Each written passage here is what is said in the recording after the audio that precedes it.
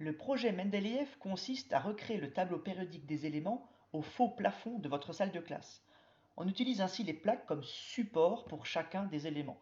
Ce projet peut tout aussi bien être réalisé en quatrième lors de la découverte du tableau de Mendeleïev, tout comme en seconde lorsque l'on commence à étudier la structure électronique de l'atome.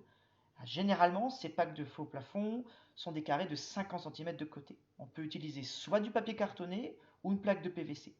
Personnellement, je donne aux élèves un modèle sur lequel ils ajoutent des éléments en laissant libre cours à leur imagination, pour certaines parts seulement. Je demande le symbole de l'élément, son numéro atomique, son nom en 3 langues différentes et sa structure électronique à des endroits bien précis, auxquels les élèves ajoutent un dessin de leur choix par exemple. Bien entendu, en quatrième, je ne leur demande pas la structure électronique. Afin de faciliter le travail, je demande aux élèves d'abord de faire une recherche sur un élément que je leur donne. Ça peut être effectué avec un tirage au sort par exemple. Pourquoi? Parce qu'ils peuvent ainsi faire un brouillon et ainsi on passe beaucoup moins de temps pendant la séance, hein, en 1 heure et demie ça peut être fait. Au collège, une de mes collègues avait fait ce travail par groupe de 4 et avait pris plusieurs séances parce qu'elle avait fait d'abord le schéma, puis de la peinture.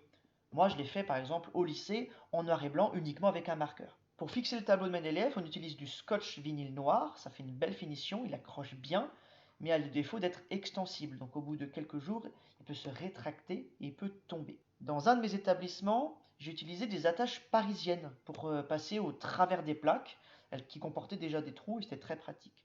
Alors des collègues ont aussi réalisé ce travail et ils ont décidé de faire le tableau en plusieurs années et donc d'avoir aucun trou. Moi, j'ai décidé de faire prioritairement les 18 premiers éléments et ensuite de choisir des éléments que je qualifierais d'intéressants.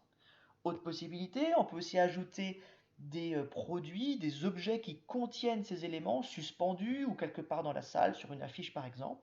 On peut aussi faire une affiche avec le tableau périodique des éléments, avec certaines des cases, hein, qui sont faites par les élèves en prenant une photo tout simplement.